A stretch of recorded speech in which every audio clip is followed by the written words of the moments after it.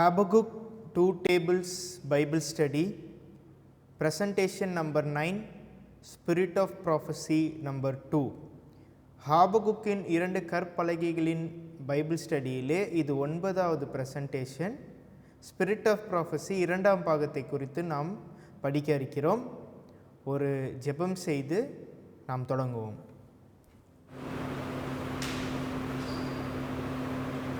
பரலோகத்தில் இருக்கிற தகப்பனே, இந்த வேலையை கிருபை கொடுத்ததுக்காக நன்றி அப்பா. உங்களுடைய சத்தியத்தை தியானிக்க எங்களுக்கு தன்னமாகவும் சாக்கியத்திற்காகவும் நன்றி செலுத்துகிறேன் பிதாவே.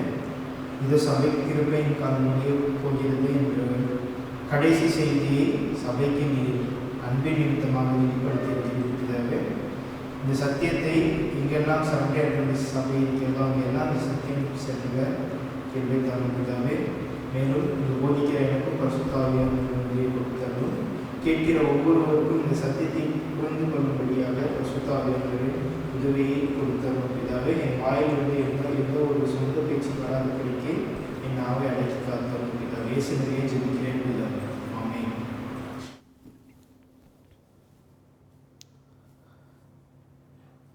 ஹாபகுக் 2 டேபிள்ஸ் பைபிள் ஸ்டடியிலே சென்ற ப்ரெசன்டேஷன்களிலே நாம் என்ன பார்த்தோம் என்றால், டெய்லி அனுதின பலி என்று வேதத்தில் ஒரு வார்த்தை இருக்கிறது. பழைய ஏற்பாட்டில் அநேக முறை அது பயன்படுத்தப்பட்டிருந்தாலும் அது ஒரு அட்ஜெக்டிவாக பயன்படுத்தி இருக்கிறார்கள். ஆனால் தானியேல் புஸ்தகத்தில் வரும்பொழுது அதை ஒரு நவுன், அது ஒரு பெயர் சொல்லாக அதை பயன்படுத்தி இருக்கிறார்கள்.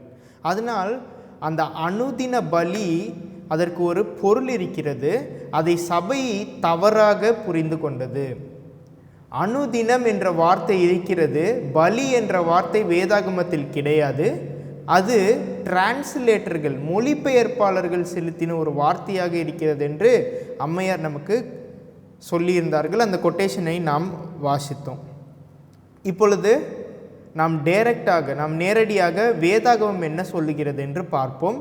சென்ற வாரம் நாம் ஹிஸ்ட்ரியை குறித்து பார்த்தோம். இந்த தலைப்பை குறித்து, இந்த அனுதினத்தை குறித்து சபை எவ்வாறு புரிந்து கொண்டிருந்தது என்று நாம் படித்தோம். இப்பொழுது டைரக்டாக வேதாகமத்துக்குள்ளாக நாம் செல்ல போகிறோம். நாம் எங்கிருந்து இந்த படிப்புகளை நாம் எடுக்கிறோம் என்றால், ஸ்பிரிட் ஆஃப் ப்ராஃபஸிலிருந்து எடுக்கிறோம். பிறகு வேதாகமத்திற்கு செல்கிறோம். ஏனென்றால் ஸ்பிரிட் ஆஃப் ப்ராஃபஸி நம்மை வேதத்திற்குள்ளாக நடத்துகிறது என்று நாம் பார்த்தோம். இப்பொழுது நாம் ஒரு கொட்டேஷனோடு நாம் ஆரம்பிப்போம். Review and Herald, January 28, 1858. Another important prophetic period upon which the Advent doctrine is based is the 1335 days of Daniel 12, with which the 1290 days are so intimately connected. These two periods are introduced to us as follows: Daniel 12, 11 to 13. இங்கு அம்மையார் தெளிவாக நமக்கு கொடுத்திருக்கிறார்கள். Adventist சத்தியமானது முக்கியமான டாக்ட்ரினில் அமைந்திருக்கிறது. இந்த Adventist சத்தியம் டாக்ட்ரின்ஸை base பண்ணி அமைஞ்சிருக்கு. அப்படி ஒரு டாக்ட்ரின் 2300 ராப்பகல் என்று நம் அனைவருக்கும் தெரியும். இன்னொரு அனதர் இம்பார்ட்டன்ட் ப்ராஃபட்டிக் பீரியட், இன்னொரு இம்பார்ட்டண்ட்டான ஒரு பீரியட், கால தீர்க்க தரிசனம் என்னவென்று இங்கே அம்மையார் கொடுக்குறாங்கன்னா 1335 நாட்கள், 1290 நாட்கள் என்ற இந்த ஒரு மாபெரும் சத்தியத்தை கொடுக்கிறார்கள். இந்த 1290 எது கூட கனெக்ட் ஆகிருக்குன்னு இந்த கொட்டேஷனில் வாசிக்கிறோம் என்றால் 1335 கூட கனெக்ட் ஆகிருக்கு. இது இரண்டையும் நாம் பிரிக்க முடியாது என்று நாம் பார்க்கிறோம். நாம் சென்ற ப்ரெசன்டேஷனில் இந்த அனுதினம் என்பது சபை தவறாக புரிந்து கொண்டிருக்கிறது. அது இயேசு கிறிஸ்து பரலோகத்தில் செய்கிற அந்த ஆசாரிய ஊழியத்தை குறிக்கிறது என்று சபை இப்பொழுது போதித்து வந்து கொண்டிருக்கிறோம். ஆனால் உண்மையான விளக்கம் என்னவென்றால், அது பேகனிசம், அஞ்ஞான கொள்கை, பல தெய்வ கொள்கையை குறிக்கும், அஞ்ஞான ரோமை குறிக்கிறது என்று நாம் பார்த்தோம். இந்த எண்ணம் நமக்கு ஏன் வந்தது என்றால், இங்கே பின்னாடி இருக்க இந்த சார்ட்டை நம்ம தூக்கி நம்ம போட்டுட்டோம் என்று பார்க்குறோம். அதை நம்ம படிக்கல, அதை தள்ளி வச்சனால நமக்கு இந்த 1335 என்னன்னு நமக்கு புரியாமல் இருக்கிறது. இது எங்கே இருக்குது? என்னுடைய சார்ட்டில் நீங்கள் பார்த்தீங்கன்னா இங்கே பாருங்கள் 1335 இங்கே இருக்கிறது. இதை பார்த்தோம் என்றால் தெள்ள தெளிவாக நம்முடைய அட்வென்டிஸ்ட் திருச்சபையினருக்கு நம்முடைய முன்னோர்கள் வழியாக வைத்துவிட்ட சத்தியங்கள் எல்லாம் இந்த சார்ட்லேயே இருக்குது. யாரும் அங்கே இங்கே அலைய வேண்டிய அவசியம் கிடையாது. இந்த சார்ட்டை பார்த்தாலே தீர்க்க தரிசனங்கள் புரிந்துவிடும் என்று நாம் பார்க்கிறோம். இப்போ நம்ம அம்மையார் கொடுத்த அந்த வசனத்தை வாசிப்போம். இந்த அனுதினம் அன்றாட பலி, அனுதினமை, இந்த வார்த்தையை நம்ம எவ்வாறு புரிந்து கொள்வது என்பது இங்கே அம்மையார் கொடுத்த வசனங்களை வாசிப்போம். தானியேல் 12:11-13. அன்றாட பலி நீக்கப்பட்டு பாலாக்கும் அருவருப்பு ஸ்தாபிக்கப்படும் காலம் முதல் 1290 நாள் செல்லும். 1335 நாள் காத்திருந்து சேருகிறவன் பாக்கியவான். அன்றாட பலி நீக்கப்பட வேண்டும், பாலாக்கும் அருவருப்பு ஸ்தாபிக்கப்பட வேண்டும். இங்கே 2 காரியங்களை நாம் பார்க்கிறோம். பலி என்ற வார்த்தை இல்லை என்று நான் சொல்லிவிட்டேன். முதலாவது அன்றாடம், அன்றாடம் நீக்கப்பட வேண்டும், பாலாக்கும் அருவருப்பு ஸ்தாபிக்கப்பட வேண்டும் என்று நாம் பார்க்கிறோம். இது 2ம் அம்மையார் நமக்கு என்ன எழுதுறாங்கன்னா, 2 டெசலேட்டிங் பவர்ஸ். அன்றாட பலி, அன்றாடம் என்பது அது ஒரு பாலாக்கும் சக்தி, பாலாக்கும் அருவருப்பு என்பது இன்னொரு சக்தி. 2 பாலாக்கும் சக்திகள். இந்த 2 பாலாக்கும் சக்திகள் என்ன பண்ணுகிறது என்றால் சபையையும் சபையில் உள்ள ஜனங்களையும் துன்பப்படுத்துகிறது. அதனால் இந்த வசனத்தில் 2 காரியங்கள், 2 பவர்ஸ், 2 சக்திகள், 2 வல்லமைகள் இங்கே இருக்குது. ஒன்று அன்றாடம், இன்னொன்று பாலாக்கும் அருவருப்பு. அடுத்த ஸ்லைட். நீயோவென்றால் முடிவு வரும் மட்டும் போயிரு, நீ இலைப்பாரி கொண்டிரு, நாட்களின் முடிவிலே உன் சுதந்திர வீதத்திற்கு எழுந்திருப்பாய் என்றான். இந்த சுதந்திர வீதத்திற்கு தானியேல் எழுந்திருப்பது எப்பொழுது எழுந்திருப்பார் என்றால், எப்பொழுதெல்லாம் தானியேல் தீர்க்க தரிசனம் சொல்லப்படுகிறதோ, ஹிஸ்ட்ரியில் நமக்கு சொல்லப்படுகிறதோ, அப்பொழுது எல்லாம் தானியேல் எழுந்திருப்பார். எந்த ஒரு தீர்க்க தரிசனம் சுய தோற்றத்தை உடையதா இராது என்று நாம் அறிந்திருக்கிறோம். தானியேல் எப்பொழுது எழுந்திருப்பார் என்றால் 1798 எழுந்திருந்தார். ஏன் எழுந்திருந்தார்? ஆஸ் எ டெஸ்டிமோனி, அவர் சாட்சியாக இருப்பார். 1798 தானியேல் புஸ்தகம் முத்திரையிலிருந்து அகப்பட்டது. அப்பொழுது தானியேல் சாட்சியாக என்று அங்கு நின்றார். அதே மாதிரி தானியேலில் சொல்லப்பட்டிருக்கிற ஒவ்வொரு சத்தியம் வெளிவரும் முன் தானியேல் எழுந்திருப்பார் என்று அந்த வசனம் நமக்கு சொல்லுகிறது. இப்பொழுது இந்த 1335 என்னவென்று நாம் பார்த்து விடுவோம். இந்த சார்ட்டை எனக்கு பார்த்தீங்கன்னா இது எங்கே அந்த 1335 ஆரம்பிக்குதுன்னு கொடுத்துருக்காங்க. இங்கே பாருங்கள், 508 508 இது ஆரம்பிக்குது என்று இந்த சார்ட்டில் நம்ம கொடுத்துருக்குறாங்க. இது நாம் வாசிப்போம். Statement continues.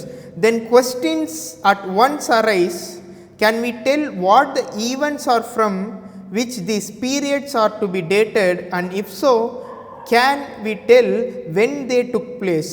We first inquire. இந்த 1335 புரிந்து கொள்ள வேண்டும் என்றால் முதலாவது சில கேள்விகள் நாம் அங்கு கேட்க வேண்டும் என்று அம்மையார் இங்கே எழுதுகிறாங்க. அது என்ன கேள்வி என்றால், what is the daily sacrifice என்ற வார்த்தை கிடையாது.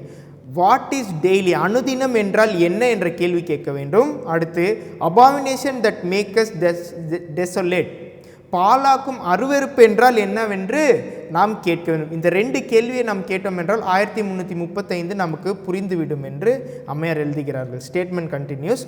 It will be noticed that the word sacrifice is in italics, denoting that it is a supplied word. பலி என்ற வார்த்தை கிடையாது, அது டிரான்ஸ்லேட்டர்கள் கொடுத்த ஒரு வார்த்தை. The same will be noticed in the order instances of its occurrences in the book of Daniel chapter 11:31. இந்த அனுதினம் என்ற வார்த்தை எங்கெல்லாம் இருக்கிறது? தானியேல் 11:31 இருக்கிறது, தானியேல் 8:11-13 இருக்கிறது என்று நாம் படிக்கிறோம். Let us briefly refer to this later chapter.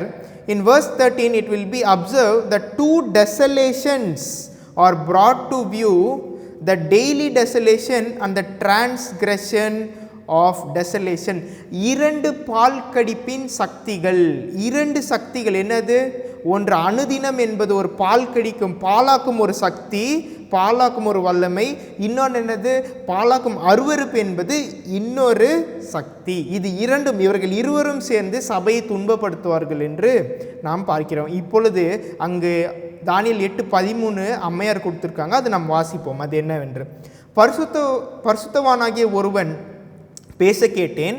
அப்பொழுது வேறொரு பரிசுத்தவான் பேசினவரை நோக்கி, அன்றாட பலியை குறித்தும் பால்கடிப்பை உண்டாக்கும் பாதகத்தை குறித்தும் பரிசுத்த ஸ்தலமும் சேனையும் மிதிப்பட ஒப்பு கொடுப்பதை குறித்தும் உண்டான தரிசனம் எதுவரைக்கும் இருக்கும் என்று கேட்டான். அப்போ இந்த வசனத்தில் அன்றாட பலியும் அன்றாடமும் பால்கடிப்பை உண்டாக்கும் பாதகம், இது இரண்டும் என்ன செய்கிறது என்றால் பரிசுத்த ஸ்தலத்தையும் சேனையும் மிதிக்கிறது. இது என்ன செய்கிறது என்றால் இந்த இரண்டு பவர்ஸ், இந்த இரண்டு வல்லமைகளையும் சபையை துன்பப்படுத்துகிறது, பரிசுத்த ஸ்தலத்தையும் சேனையும் மிதிக்கிறது என்று இங்கு நாம் பார்க்கிறோம். Statement continues: the daily sacrifice is the present reading of the text, but no such thing as sacrifice is found in the original. This is acknowledged on all hands. It is a gloss or construction put upon it by the translators. The true reading is the daily and the transgression of desolation. Daily and the transgression being connected together by and the daily desolation and the transgression of desolation.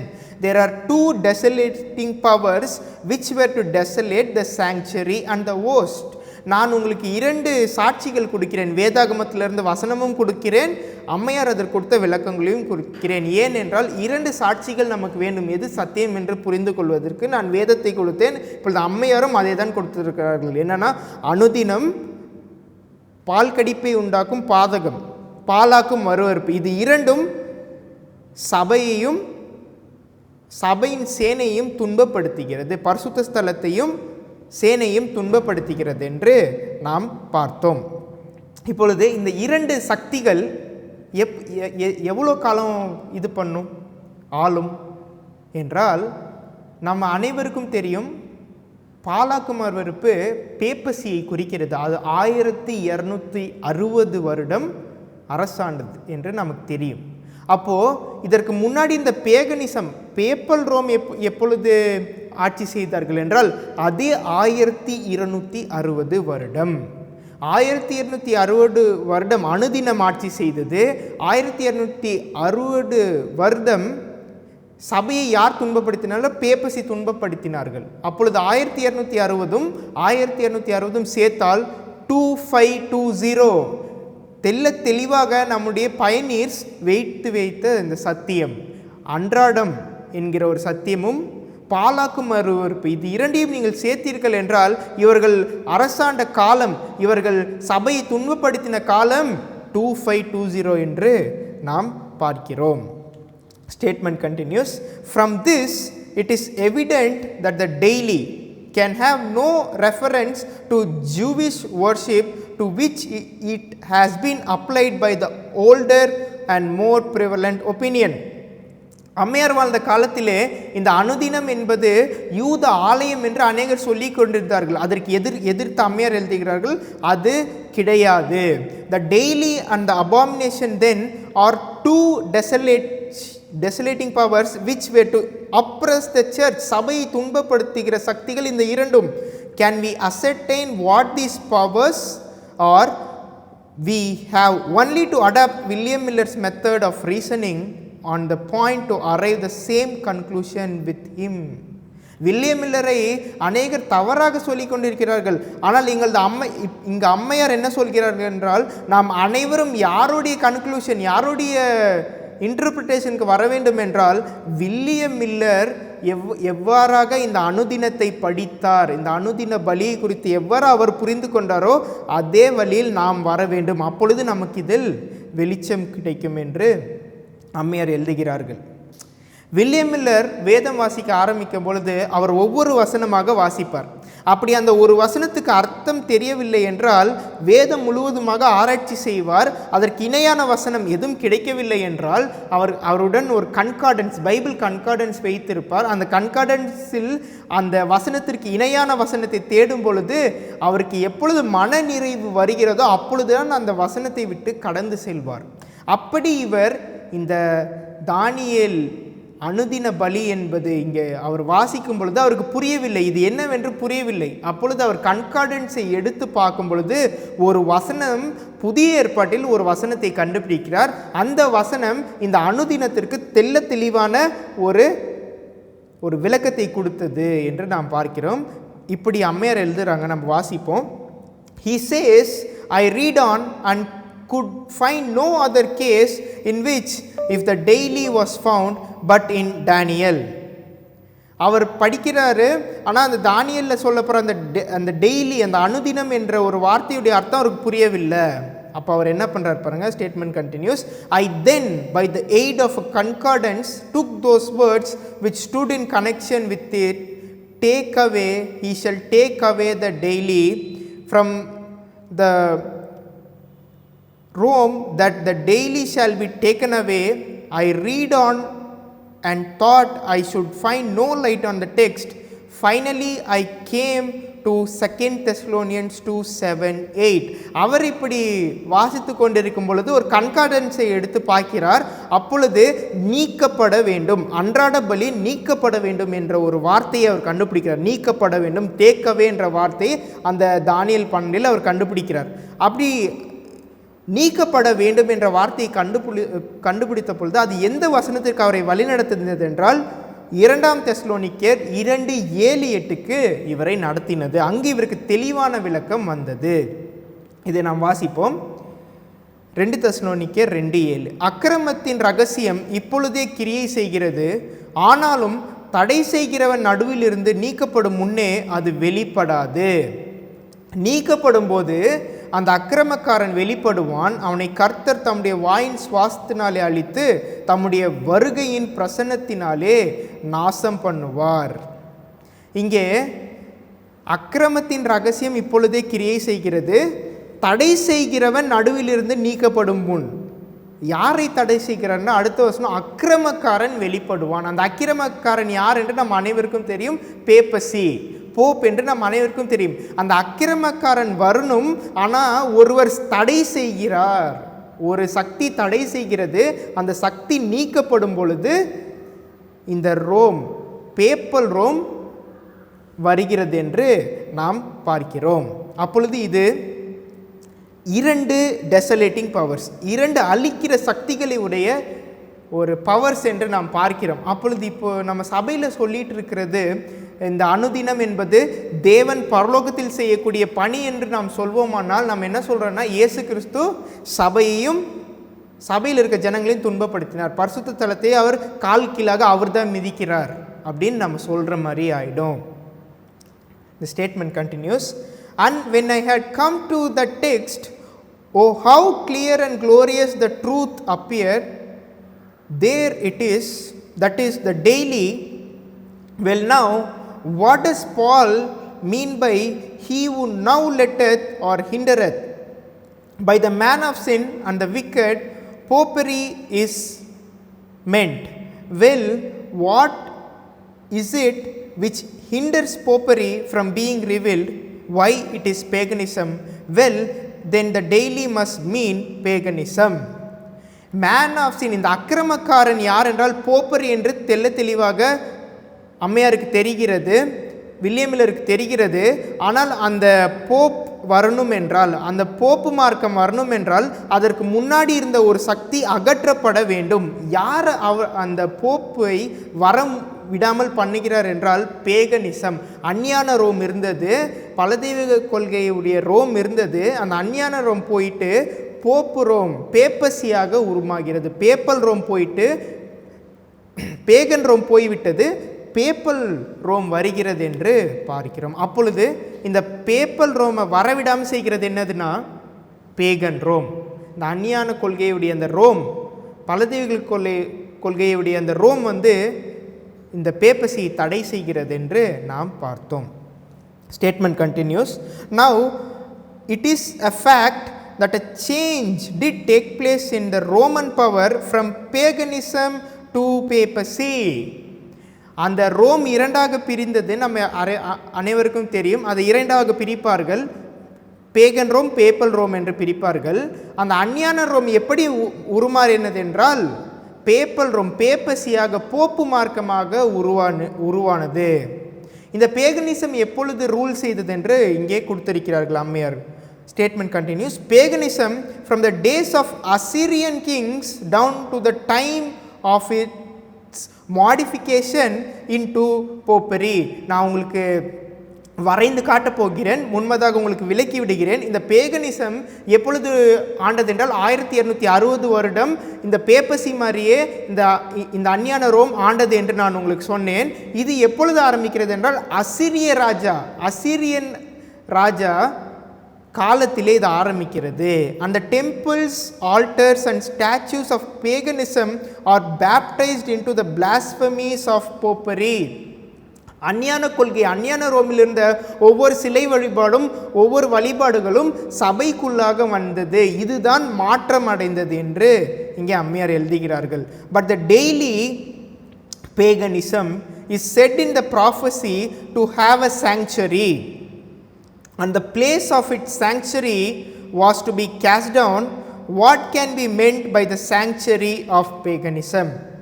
தானியேல் 8:13 நாம் பார்த்தோம் என்றால் பரிசுத்த ஸ்தலம் மிதிப்பட வேண்டும் என்று நாம் பார்க்கிறோம். பரிசுத்த ஸ்தலம், அவருடைய பரிசுத்த ஸ்தலத்தை அழிக்கிறது என்று நாம் பார்க்கிறோம். அப்படி என்றால் இங்கே ஒரு குழப்பம் வருகிறது. இந்த பரிசுத்த ஸ்தலம் தேவனுக்கு மட்டும்தான் இருக்கிறது அல்லவா? அப்பொழுது இது எப்படி ஒரு டெசலேட்டிங் பவர், இது எப்படி ஒரு அழிக்கிற சக்தியாக நாம் இதில் ஏற்றுக்கொள்வது என்று அநேகர் கேள்வி கேட்கிறார்கள். அதற்கு அம்மையார் இங்கே தெளிவாக, இந்த பரிசுத்த ஸ்தலம் ஆலயம் என்பது நமக்கு மட்டும் கிடையாது. அன்றாட பலி, அன்றாடம் யாரை குறிக்கிறது? பேகனிசம், அஞ்ஞான ரோமுக்கு கூட ஒரு பரிசுத்த ஸ்தலம், ஒரு ஆலயம் இருந்தது என்று அம்மையார் எழுதுகிறார்கள். அந்த ஆலயம் என்னவென்று நாம் பார்ப்போம். Statement continues. One of the most magnificent specimens of classic architecture is called the Pantheon. Pantheon என்ற ஒரு ஆலயம் ரோம், இட்டாலி என்ற தேசத்தில் இன்னும் இருக்கிறது. இன்னும் நீங்கள் கூகுள் செய்து பார்த்தீர்களால் இங்கே த பாந்தியான் என்ற ஒரு கோவில் இருக்கிறது. It name signifies the temple or asylum of all the gods. The place of its location is Rome. இந்த ரோம் என்ன செய்வார்கள் என்றால், ரோம் படையினர் இவர்கள் போய் ஒரு தேசத்தை பிடிக்கும் பொழுது இவர்கள் வெளியே இருந்து அங்கேருந்து கடத்தி கொண்டு வந்த ஜனங்களையும் அவர்களை சிறைப்படுத்துவார்கள். பிற்பாடு அவர்களிடத்தில் கொண்டு வந்த அந்த தெய்வங்கள், பல தெய்வங்களை எங்கே வைப்பார்கள் என்றால் இந்த பாந்தியான் என்ற கோவிலிலே வைப்பார்கள். அவர்கள் அது ஒரு பொக்கிஷமாக சேர்த்து வைப்பார்கள். Statement continues. The idols of the nations conquered by the Romans were sacredly deposited in some niche or department of this temple. niche என்றால் ஒரு சிறப்பான இடம், ஒரு தனித்துவமான இடம். அந்த இடம் அந்த கோவிலுக்குள் இருக்கும். அந்த கோவிலில் பல தெய்வங்கள், பல நாடுகளை இவர்கள் கைப்பற்றின பொழுது அங்கிருந்து கொண்டு வந்த அநேக சிலைகளை இவர்கள் அந்த பாந்தியானில் வைக்கிறார்கள் என்று நாம் பார்க்கிறோம். And in many cases become objects of worship by the Romans themselves. Could we find a temple of paganism that was more strikingly is sanctuary? இங்கே அவர்கள் கொண்டு வந்த அந்த சிலைகள் எல்லாம் கொஞ்சம் கொஞ்சமாக காலம் செல்ல செல்ல அநேக ரோமர்கள் அதை வழிபட ஆரம்பித்தார்கள். அப்படி வழிபட ஆரம்பித்த பொழுது ரோம் அநேக தெய்வங்களால் சூழ்ந்தது, பல தெய்வ கொள்கை வந்தது. இதுதான் அஞ்ஞான ரோம் என்று நாம் பார்க்கிறோம். பேகனிசம் என்று பல தெய்வ கொள்கை என்று நாம் பார்க்கிறோம். Statement continues. Having now ascertained that the daily is paganism and the transgression of desolation or the abomination that make desolate is the papacy. இங்க தெளிவா கொடுத்துறாங்க அம்மையார்.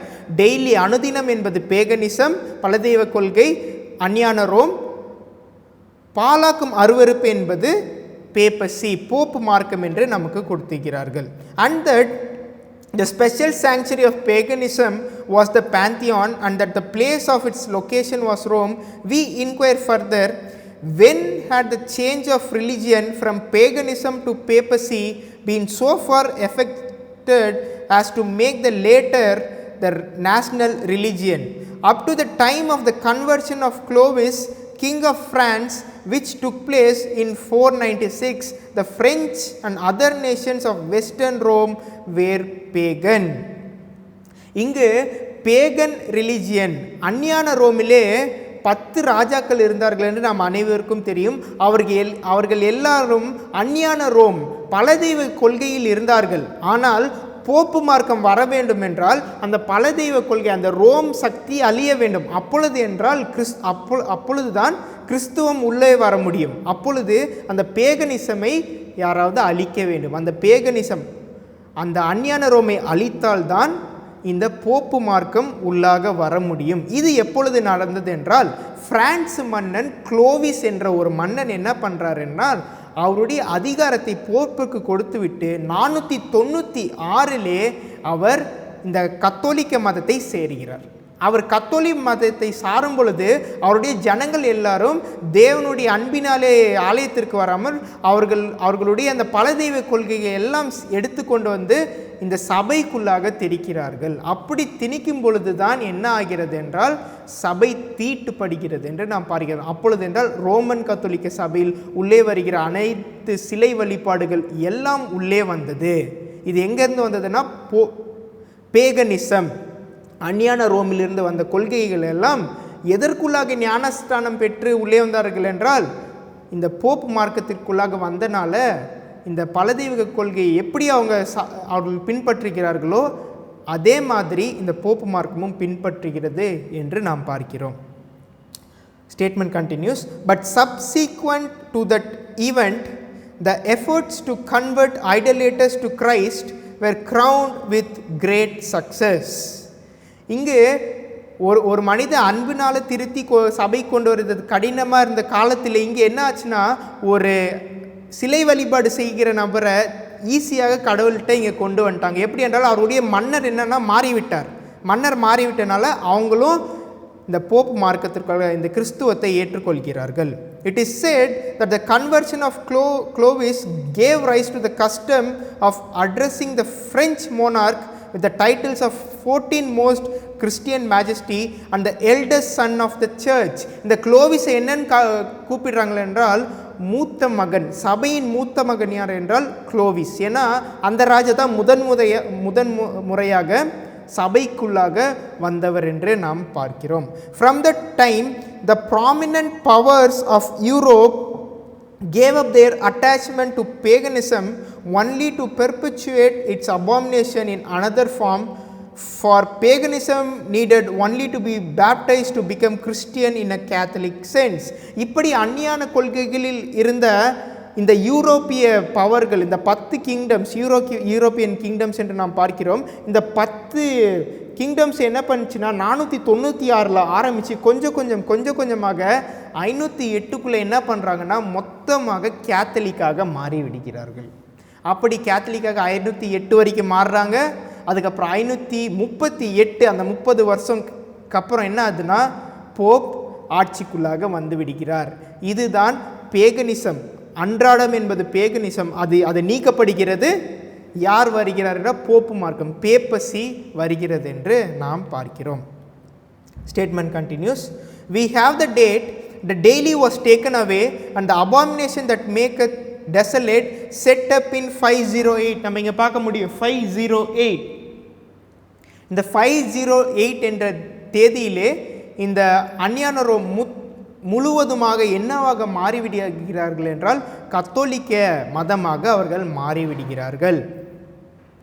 Dating from this point, the 1290 days or years terminate in 1798.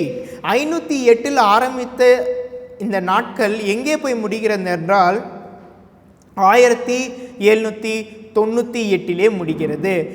இதுக்கு நடுவில் என்ன period வருதுன்னா நமக்கு என்ன கால தீர்க்க தரிசனம் என்றால் 1290 தீர்க்க தரிசனம் இங்கே வருகிறது.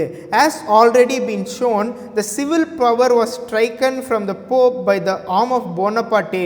The 1335 days bring us 45 full years this side of that event.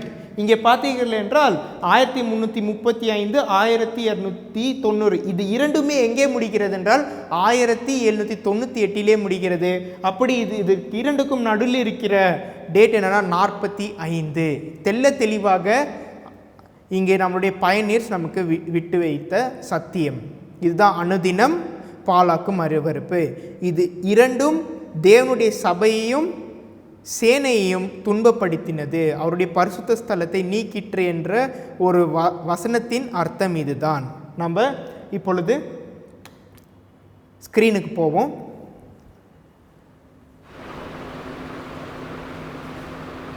Rome இரண்டு ஃபேஸுகளிலே ரோம தேசம் காணப்பட்டது என்று நாம் பார்க்கிறோம்.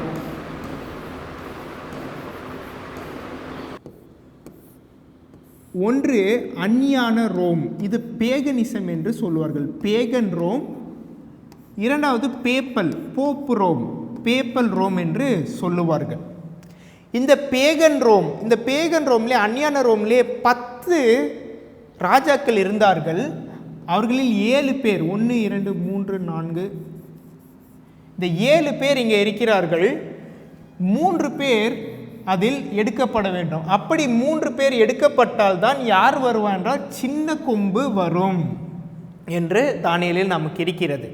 அப்பொழுது முதலாவது 496 குளோவிஸ் என்கிற மன்னன் சபைக்குள்ளாக ஞானஸ்தானம் பெறுகிறார். அப்படி ஞானஸ்தானம் பெறும்பொழுது அங்கே இருந்து ஆரம்பித்த இந்த ராஜாக்கள் கொஞ்சம் கொஞ்சமாக கத்தோலிக்க திருச்சபைக்கு மாறுகிறார்கள். அப்பொழுது 508 மொத்த சக்தியும் யாருக்கு வருகிறது என்றால் இந்த போப்புக்கு வருகிறது. இங்கே பேகனிசம் அந்நியான ரோம் இங்கு முடிவு பெறுகிறது. அப்படி முடிவு பெற வேண்டும் என்றால் இங்கே இருக்கிற இந்த 3 கிங்டமை, இந்த 3 கிங்ஸ் 3 ராஜாக்களை அகற்றிவிட வேண்டும். ஏனென்றால் இவர்கள் அந்நியான கொள்கையில் இருந்தார்கள். இவர்கள் ஏரியனிசம் என்ற கொள்கையை இவர்கள் பயன்படுத்தி வந்தார்கள். இவர்களுடைய உதவியை வைத்து போப் என்ன செய்கிறார் என்றால் இந்த 3 ராஜாக்களையும் நீக்கிவிடுகிறார். இவர்கள் பேர் ஹெருலி, வேண்டல்ஸ், ஆஸ்ட்ரகாட்ஸ். இவங்க 3 பேரையும் அவர் என்ன பண்ணுறாருன்னா நீக்கி விடுகிறார். அப்பொழுது 538 சின்ன கொம்பு வருகிறது. அப்பொழுது இப்போ நம்ம பார்த்தோம், அன்றாட பலி நீக்கப்பட வேண்டும், பாலாக்கும் அருவருப்பு ஸ்தாபிக்கப்பட வேண்டும். அன்றாடம் என்பது பேகனிசமை குறிக்கிறது. இது நீக்கப்பட்ட பிற்பாடு யார் வருகிறார் என்றால் பேப்பசி, சின்ன கொம்பு உள்ளே வருகிறது என்று நாம் பார்க்கிறோம். இந்த பேப்பசி உள்ளாக வருகிறது. நாம் தெளிவாக பார்த்தோம். இந்த அன்றாடம் எப்பொழுது ஆரம்பிக்கிறது என்றால் அசிரியன் கிங்ஸ், அசிரிய ராஜாவின் காலத்திலே ஆரம்பிக்கிறது என்று பார்த்தோம். இது எப்பொழுது என்றால் 723 ஆரம்பித்தது. இது எங்கே போய் முடிந்தது என்று நாம் பார்த்தோம் 1798. இந்த காலத்திலே சபையை 2 சக்திகள் துன்பப்படுத்தியது. ஒன்று அன்றாட பலி என்று வேதத்தில் இருக்கிறது, அன்றாட பலி. இன்னொரு என்னன்னா பாலாக்கும் அருவருப்பு. அப்பொழுது ஒரு சக்தி 1260 வருடம் துன்பப்படுத்தினது. இதுதான் பேகனிசம், அந்நியான ரோம் சபையை துன்பப்படுத்தினது. இன்னொரு பாதி யார் துன்பப்படுத்தினார் என்று பார்த்தோம் என்றால் போப், பேப்பசி. இது 1260 காலம். இந்த காலம் சபையை துன்பப்படுத்தினார்கள். இதற்கு மத்தியில் என்ன டேட் இருக்கு உங்களுக்கு தெரியுமா? 538. தெளிவாக இங்கே நமக்கு பயனீர்ஸ் வைத்து விட்டு போயிருக்கிறாங்க. இந்த 1260 + 1260 இது இரண்டையும் அவர்கள் ஆட் பண்ணும் பொழுது எந்த டேட் வருது என்றால் 2520. இது ஒரு பெரிய தீர்க்க தரிசனம். இது எங்கே லேவியராகமத்தில் இருக்கு என்று நான் உங்களுக்கு சொன்னேன். ஆனால் அது எங்கே வந்து கனெக்ட் ஆகிறது என்று பார்த்தீர்கள் என்றால் தானியேல் புஸ்தகத்தில் வந்து நமக்கு கனெக்ட் ஆகிறது. அப்படி இருந்தால் அனுதினம் என்பது பேகனிசம், பாலாக்கும் அருவருப்பு என்பது பேப்பசியை குறிக்கிறது என்று நாம் பார்க்கிறோம்.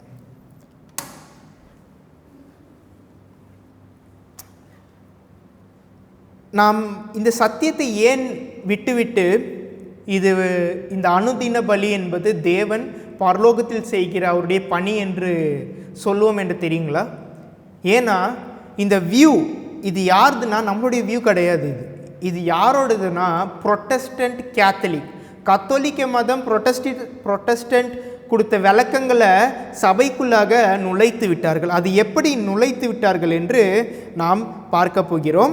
இது எப்பொழுது வந்ததென்றால் 1919 1931 இதை மறுபடியும் சபைக்குள்ளே கொண்டு வந்துட்டாங்க. இந்த 13 வருஷம், இந்த 12 வருஷம், அந்த 1919 1931 என்ன ஆச்சு என்று நாம் படிக்க போகிறோம். இந்த தேதியில் யார் இல்லைன்னு பார்த்தீங்கன்னா, அம்மையார் இறந்து விட்டார்கள். 1915 இறந்து விட்டார்கள். அதுக்கப்புறம் சபையை கைட் பண்ண ஒரு லைட் இல்லை, ஒரு வெளிச்சம், தீர்க்க தரிசன ஆவி நமக்கு இல்லாமல் போயிடுச்சு, ஒருத்தங்க இல்லை. அதனால் என்ன ஆச்சுன்னா, சபைக்குள்ளாக இந்த தவறான ஒரு உபதேசம், அன்றாட பலி என்பது தேவன் பரலோகத்தில் செய்கிற பணி என்று சபைக்குள்ளாக வந்தது. நான் ஒருத்தரை ஃபோட்டோவில் காட்டுறேன் பாருங்கள். A G Daniells, Arthur Grosvenor Daniells. இவர் 1901 இவர் ஜெனரல் கான்ஃபரன்ஸ் பிரசிடெண்ட்டாக இவர் தேர்வு செய்யப்படுகிறார். அதே ஆண்டில் இன்னொருத்தர் தேர்வு செய்யப்படுகிறார். இன்னொருத்தர் பாருங்கள், டபிள்யூ பிரெஸ்காட். இவரும் 1901 வைஸ் பிரசிடெண்ட்டாக இவர் தேர்வு செய்யப்படுகிறார்.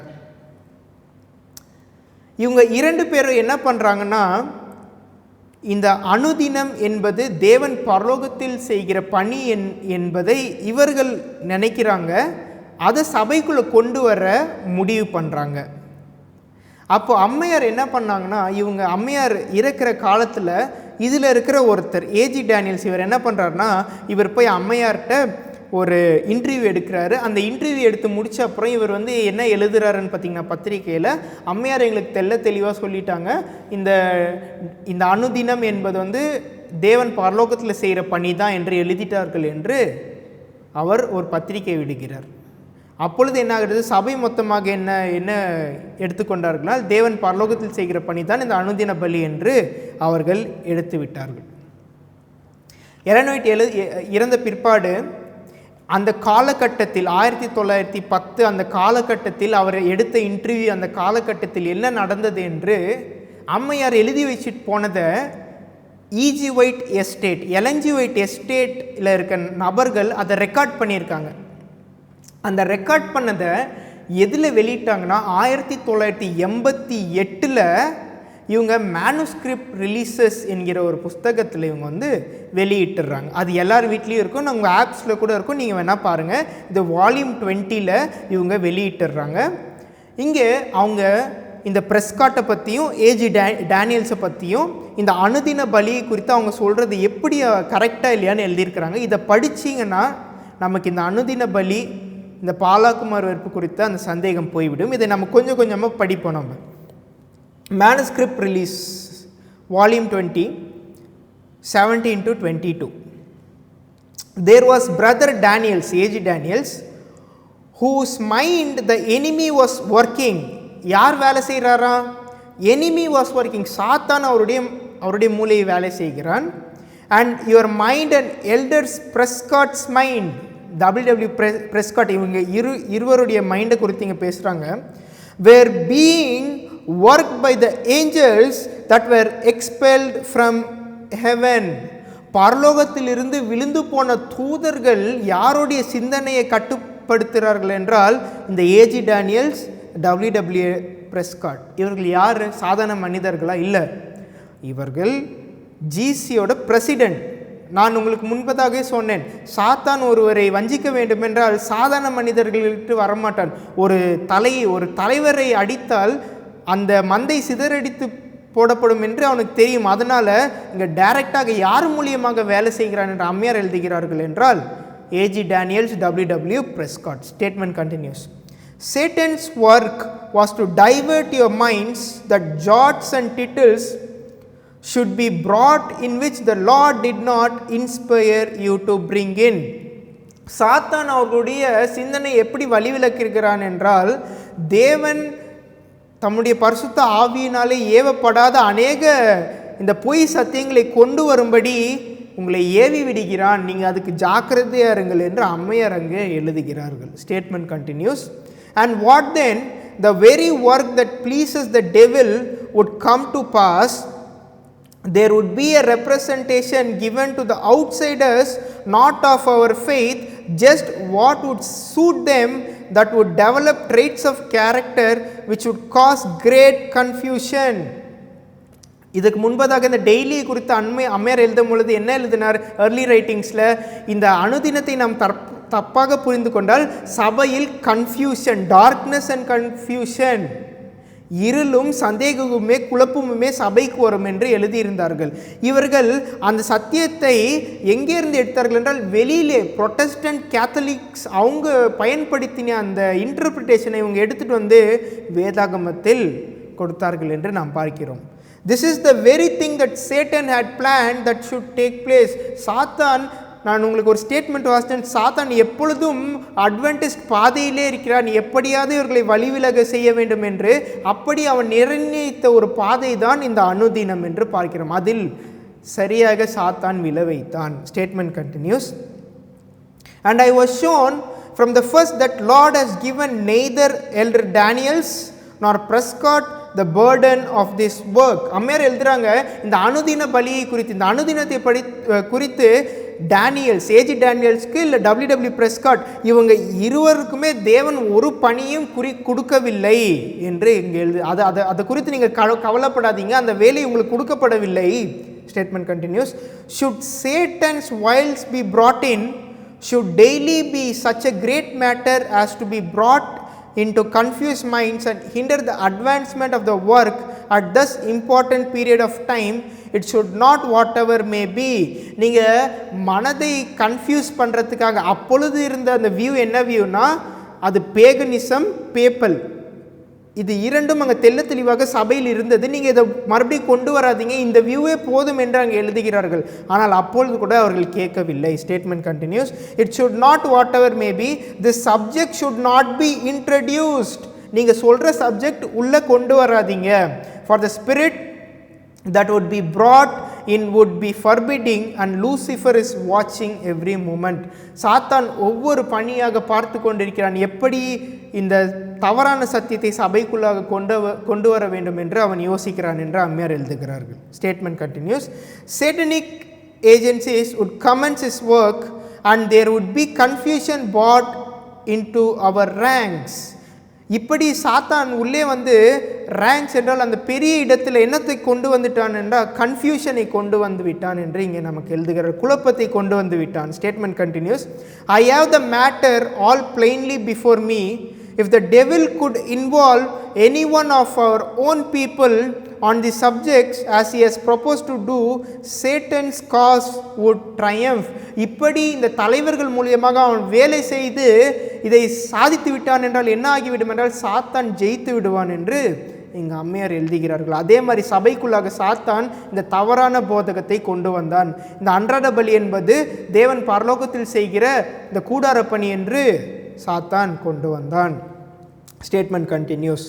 Your lack of wisdom would be just what Satan would have it. Your loud proclamation was not under the inspiration of Holy Spirit. உங்களுக்கு இந்த சப்ஜெக்டில் தேவன் போதுமான அறிவு கொடுக்கப்படவில்லை, தேவன் உங்களுக்கு கொடுக்கல. நீங்கள் இப்பொழுது போதிக்கிறது எல்லாமே தேவ ஆவியினால் உங்களுக்கு அருளப்படவில்லை, இருந்தாலும் நீங்கள் போதிக்கிறீங்க அப்படின்னு அம்மையார் ஏஜி டேனியல்ஸ்க்கு டபிள்யூ பிரெஸ்காட்டுக்கு எழுதுகிறாங்க. I was instructed to say to you that you are picking flaws in the writings of men that have been led by God is not inspired of God. இங்கே அவர்கள் மனிதன் அவருடைய மூளையை கொண்டு சிந்தித்து எழுதின ஒரு இன்டர்பிரேஷன் இங்கே சபைக்குள்ளே கொண்டு வரீங்க, அது தேவ ஆவியினால் அருளப்படவில்லை அப்படின்னு இங்கே அம்மையார் எழுதுகிறாங்க. And if this is the wisdom that elder Daniels would give to the people, by no means give him an official position. இப்படி அவர் தவறான ஒரு கொள்கையை உள்ளே கொண்டு வருகிறார். ஏஜி டேனியல்ஸை பிரசிடெண்ட்டாக தவறாக சூஸ் பண்ணி விட்டீங்க, தவறாக பிரசிடெண்ட்டாக வைத்தீர்கள், அவருக்கு இனிமேல் பொசிஷனே கொடுக்காதீங்க என்று அம்மையார் எழுதுகிறார். இப்படி எழுதுனா யாருக்கு பிடிக்கும்? அதனால தான் அவர்களுடைய வேலை அப்படி இருந்தது என்று நாம் பார்க்கிறோம். Statement continuous.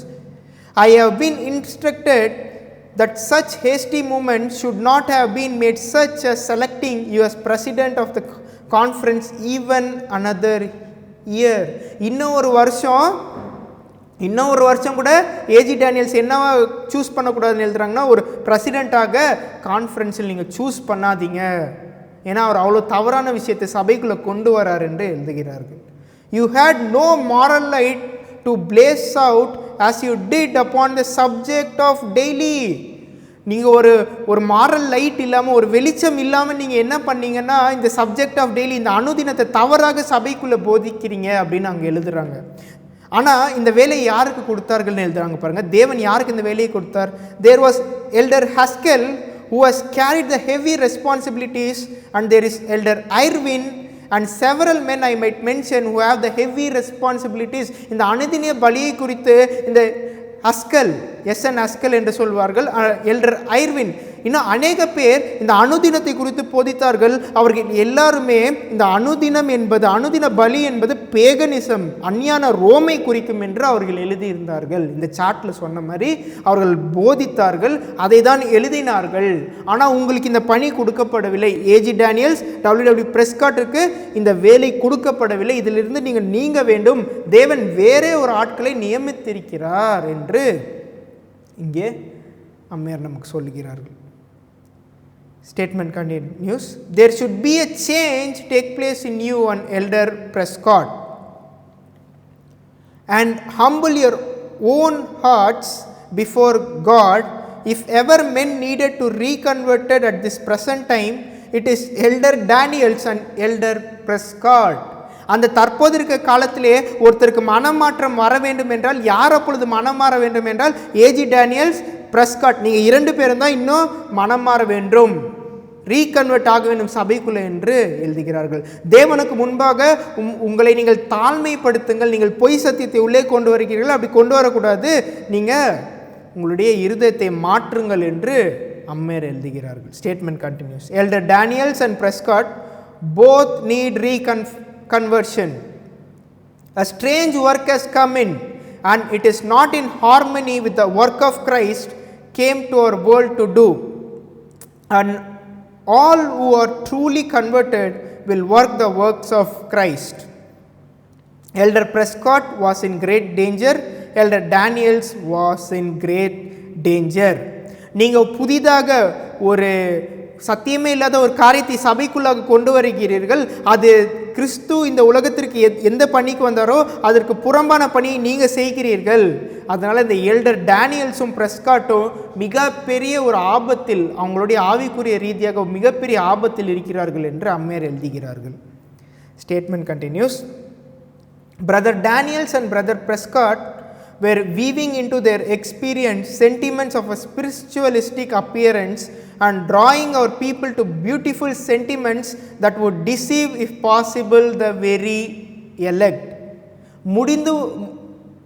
முடிந்துமானால் அவர்கள் யாரையும் வஞ்சிக்கத்தக்கதாக, எந்த ஒரு மனிதர்களையும் வஞ்சிக்கத்தக்கதாக இங்கே அவர்களுடைய போதனைகள் இருக்கிறது. அப்படித்தான் இப்பொழுதும் சபையிலே அனுதின பலி என்பது இந்த போப் மார்க்கத்துக்கு எதிராக இருக்கிற ஒரு பணி. ஏன்னா போப் தேவன் பரலோகத்தில் செய்கிற இந்த கூடார பணியை அழிக்கிறார் என்று ஒரு போதனை சபையில் இருக்கிறது. இது அவர்களுடைய போதனைக்கு ஏற்ப இருக்கிறது என்ற காரணத்தினாலே இப்பொழுது அனுதின பலி என்பது பரலோகத்திலே தேவன் செய்கிற அந்த ஊழியம் என்று சபை சொல்லி கொண்டு வருகிறது. அதே மாதிரி அவர்கள் தங்களுடைய ஓன் சென்டிமெண்ட்ஸ், அவர்களுடைய போதனைகளுக்கு எப்படி சத்தியத்தை திருப்ப வேண்டுமோ அப்படி திருப்பினார்கள் என்று அம்மையார் எழுதுகிறார்கள். Statement continues. When I was shown this matter, when Elder Daniels was lifting up his voice like a trumpet in advocating his ideas of the daily, அவருடைய இவ்வளோ அம்மையார் எழுதி கூட அந்த டேனியல்ஸ், ஏஜி டேனியல்ஸ் அவருடைய வாய்ஸை, அவருடைய சத்தத்தை ஒரு எக்காலம் போகல உயர்த்தி இன்னும் நீங்கள் போதித்து கொண்டு வரீங்க, அதை போதிக்காதீர்கள், இந்த அனுதினத்தை பற்றி நீங்கள் எடுத்துக்கொண்டு வரீங்க, சத்தியத்தை போதிக்காதீர்கள், அது சத்தியம் கிடையாது என்று அம்மையார் எழுதுகிறார்கள். இதுதான் டெய்லி, இதுதான் அனுதினம் என்று பார்க்கிறோம். அனுதினம் என்பது பல தெய்வ கொள்கை, பேகனிசம். அது நீக்கிவிட்ட பிற்பாடு, நீக்கிவிட்ட பிற்பாடு யார் வருவா என்றால் பேப்பசி, போப் மார்க்கம் உள்ளே வந்தது என்று பார்க்கிறோம். இதுதான் சத்தியம். இது ஏன் இப்பொழுது சபைக்கு வந்திருக்கிறது என்றால் ஹிஸ்ட்ரி வில் ரிப்பீட். எப்படி பேகனிசம் போய் பேப்பசி வந்ததோ அதே மாதிரி கடைசி காலத்தில் சம்பவம் நடக்கப் போகிறது.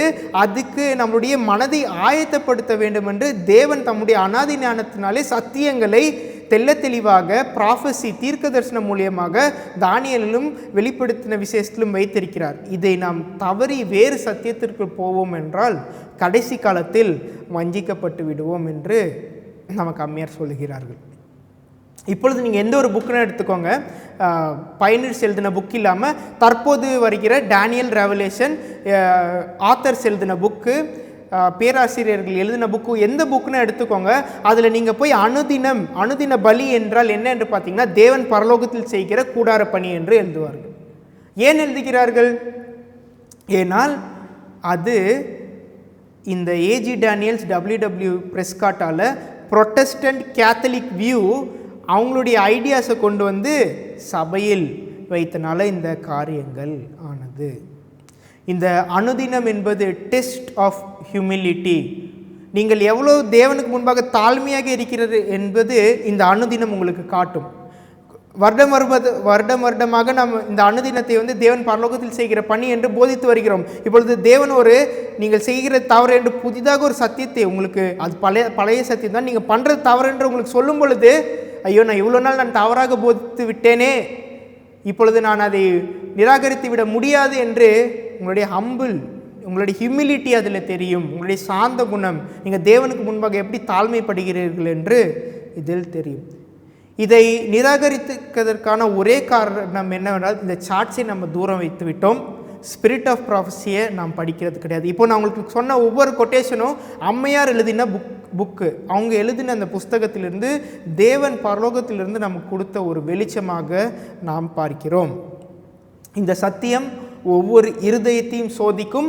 யார் தேவனுக்கு முன்பாக தம்மை தாழ்மைப்படுத்துகிறார்கள். இந்த சத்தியம் வந்த பிற்பாடு நான் இவ்வளோ நாளாக தவறாக போதித்தேன், இதுக்கப்புறம் நான் தேவனுடைய பணியை உண்மையாக செய்வேன் என்கிற ஒவ்வொரு உள்ளமும் இந்த சத்தியத்தை ஏற்றுக்கொள்ளும்.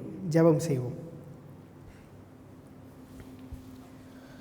பரலோகத்தில் இருக்கிற நல்ல தகப்பனே, இந்த மாபெரும் சத்தியத்தை எங்களுக்கு கொடுத்ததற்காக நன்றி அப்பா. இப்பொழுதும் பிதாவே, இந்த அனுதின பலியை குறித்து, அனுதினத்தை குறித்தும் பாலாக்கும் அறிவறுப்பை குறித்தும் எங்களுக்கு சொல்லிக் கொடுத்ததுக்காக நன்றி அப்பா. இந்த சத்தியத்தை எங்களுக்கு வரும் பொழுது நாங்கள் அதை நிராகரித்து விடாதபடிக்கு எங்களுடைய இருதயத்திலே அந்த சிந்தையை வைத்தருளும் பிதாவே. உமக்கு முன்பாக எங்களை தாழ்மைப்படுத்தும்படி எங்களுக்கு கற்றுத்தாரும் பிதாவே. மேலும் எங்கெல்லாம் செவன்த்-டே அட்வென்டிஸ்ட் இருக்கிறார்களோ இந்த சத்தியம் அங்கு செல்ல உதவி தாரும் பிதாவே. இந்த சத்தியத்தின் வாயிலாக அனைத்து ஜனங்களும் அவர்களுடைய பாவத்தை விடவும் உதவி செய்யும் பிதாவே.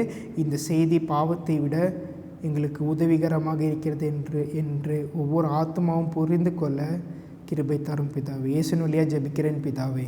ஆமேன்.